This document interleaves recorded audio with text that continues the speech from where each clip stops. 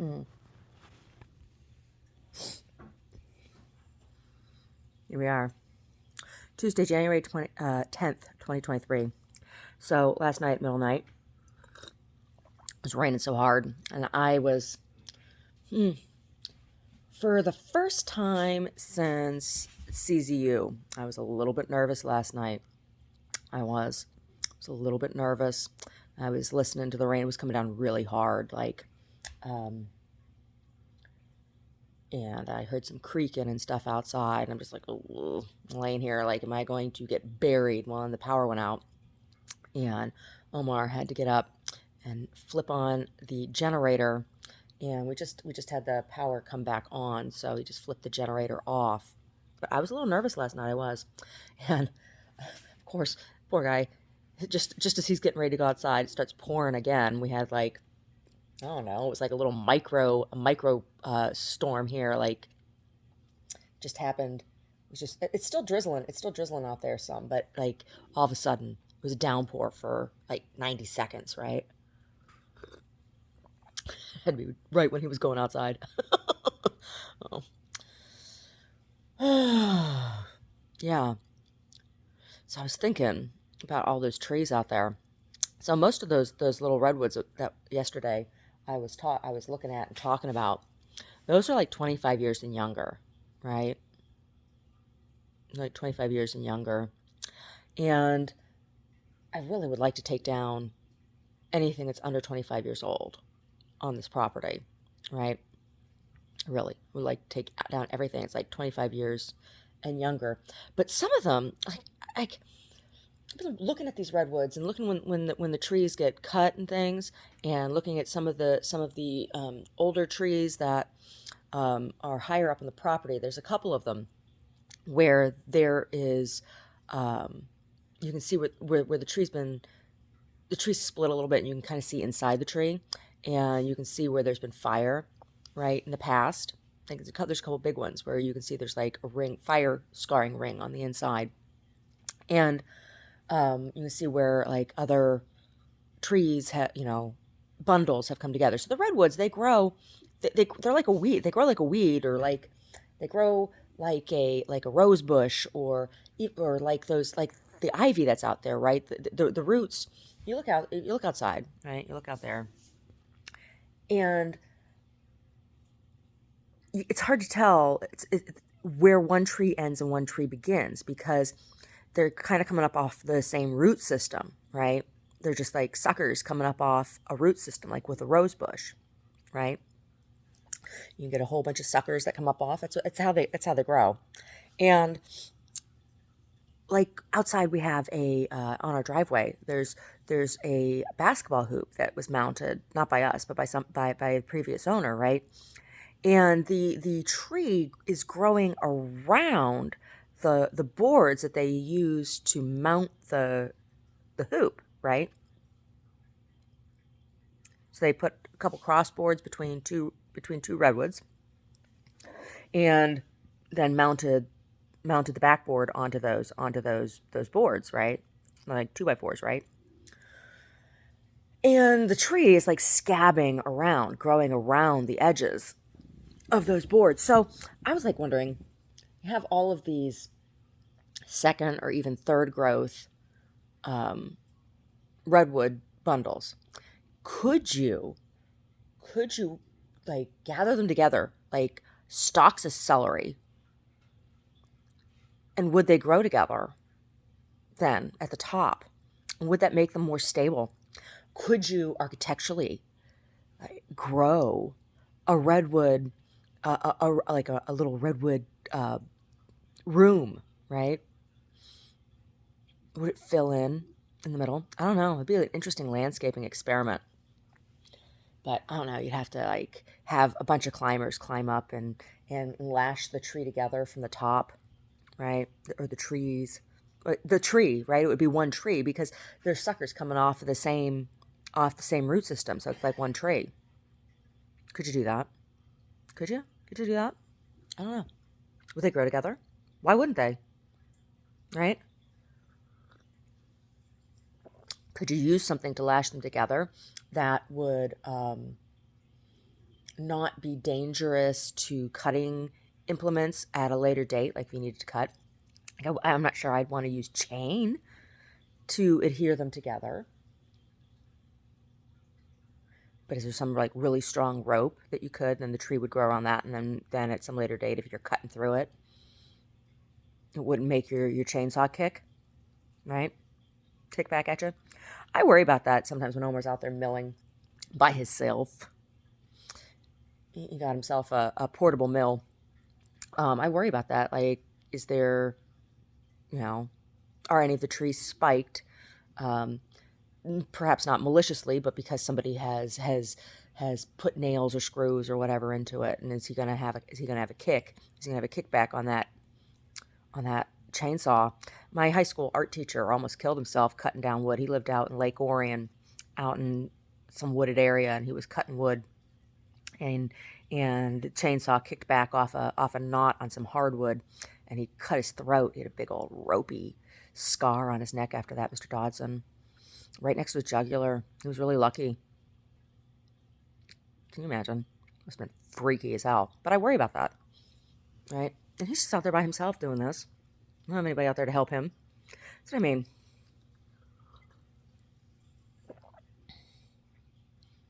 I'm not strong enough to do what he's doing. I'm not strong enough.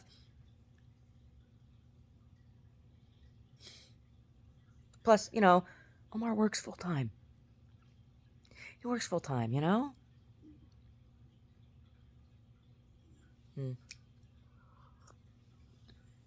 Yeah, so Gavin, what do you think about that?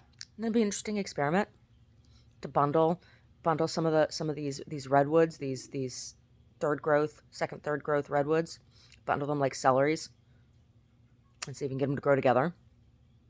What would that do as far as like maintenance, right? Like would that lessen the maintenance? Because once you start cutting the suckers, when you cut them down, we have a bunch of redwood hedge on the property here that needs to be maintained, right?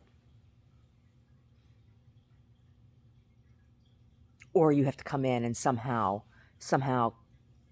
like cauterize those, right? You'd have to do that chemically. Nobody wants that. So the maintenance then becomes hedging, right?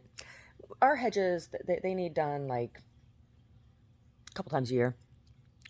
First time, sometimes they grow faster than others. The first time that the hedges got done, I did them all myself. And I used manual clippers, and for 2 days, my arms were crippled up. I think that was when my carpal tunnel really started, was after that. Because there's a lot of hedges out there. Guys on the cruise, when they're out here just, using the electric clippers, it's a lot on them. And, they're super strong. They're doing that stuff all the time, right? They're like in really good shape. And I did it, fat girl Larissa, flabby fat girl Larissa did it, right? With manual clippers the first time. And then I was trimming them. Omar and I were working on them together. But there's more than just the hedges that need to be done. But that's what the maintenance then becomes once you cut them down. And I think they need to cut trees down on the shoulders of the road, particularly 17 out there, Because the thing with the redwoods is their root systems go out laterally, right? Then you have the oaks, and their root systems are more vertical. The maples that we have out here are more vertical. The madrones are more vertical, and so you have like a cross structure that happens underneath the ground, which is why these things are good. The way when you have the oak groves and the madrone groves with their vertical posts, right? And then you have the redwoods with their horizontal beams, their lateral beams, right? It's like kind of like building a house except under the ground with roots, right?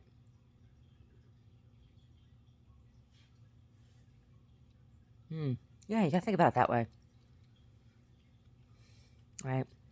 You want to keep all the dirt in the rooms, right? So you need to build those rooms with those roots. That's how I think about it.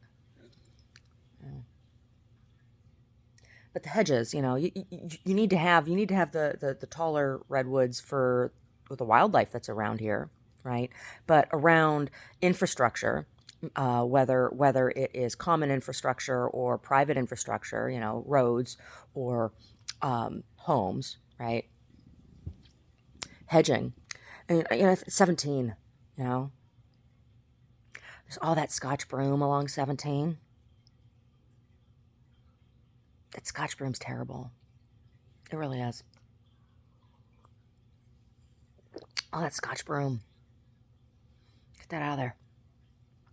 Get that Scotch broom out of there and hedge the redwoods back like, I don't know, 100 feet. Get everything. Just driving around back here and seeing like all of the trees that are growing through the power lines. There shouldn't be branches touching any of those lines anywhere, right? Just cut those all back. Just cut all those back, and particularly those oaks that are buggy, and the buggy stuff. It needs to be burned. It does. It needs to be burned because the bugs come back because of the pheromone, right? They leave their bug stink on everything. Once it's got bug stink, the bugs come back and it gets worse and worse and worse.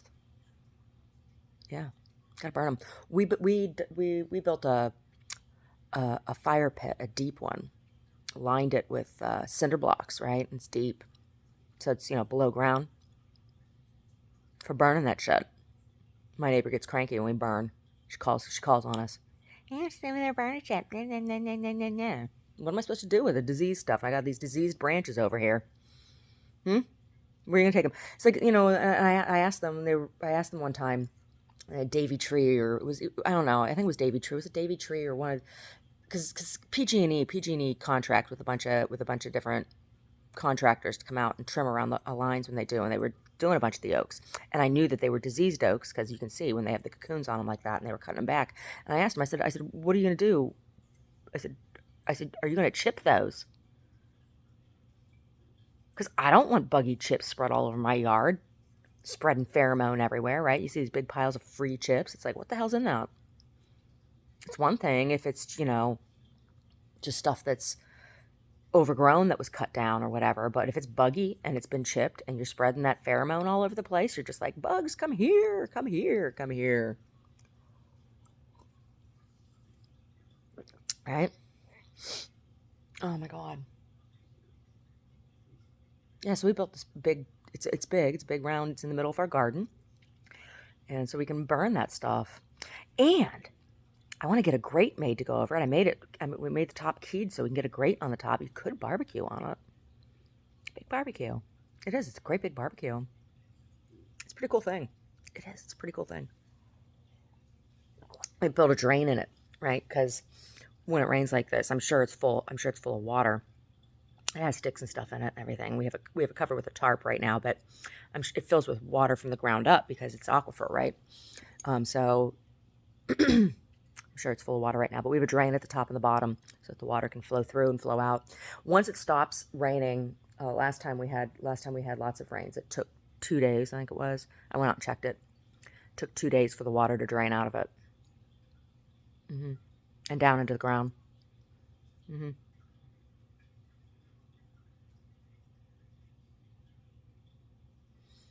Gavin, seriously, Mr. Newsom, Governor Newsom,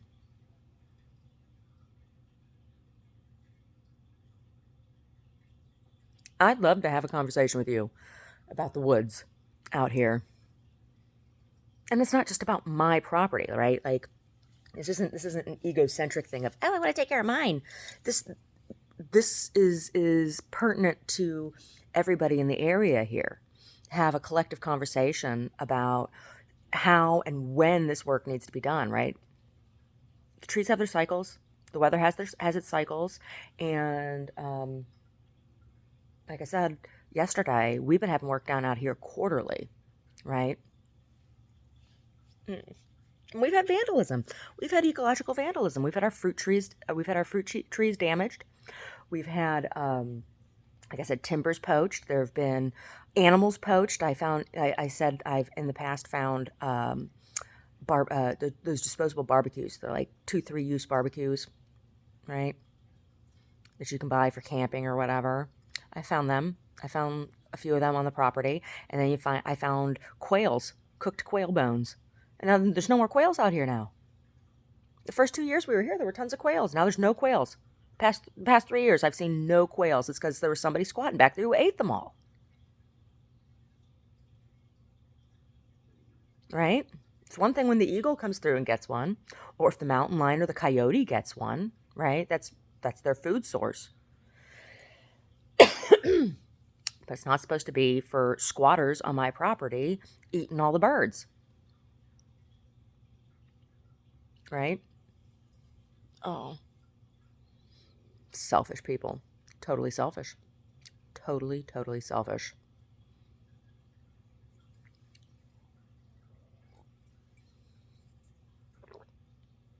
Seriously. What I was saying. Some sort of tax incentive. You know? So you map out where tree work, right, needs to happen for safety reasons and for infrastructure.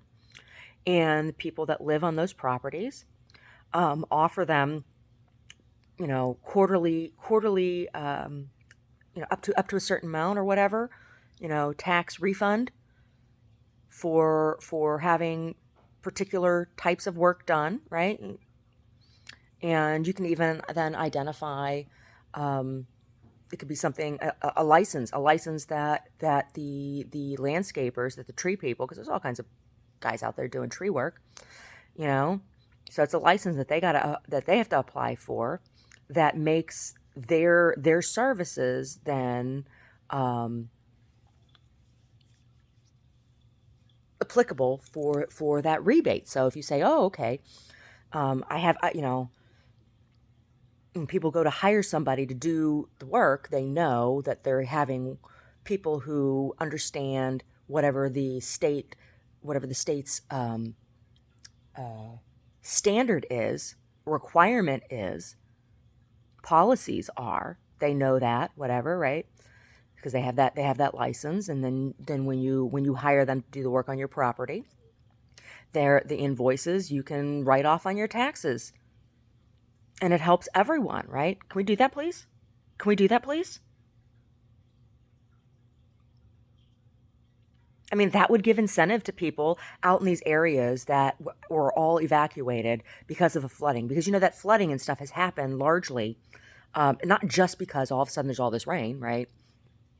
Which, it only seems like all this rain, they say, oh, it's like 3 inches more than we've had normally at this time of year. Well, we've been in a drought, right? So is this really a lot of rain? Is it really a lot? Compared to what? Compared to what?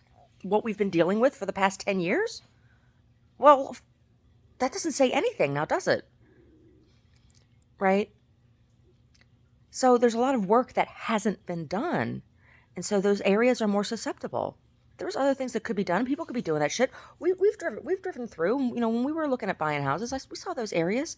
Stuff is in horrible disrepair, horribly overgrown. There's so many people back in those areas, in the Felton area and out in the boondocks past Boulder Creek and stuff. They got all kinds of trash there out in there because, it's hard to get trash out, right?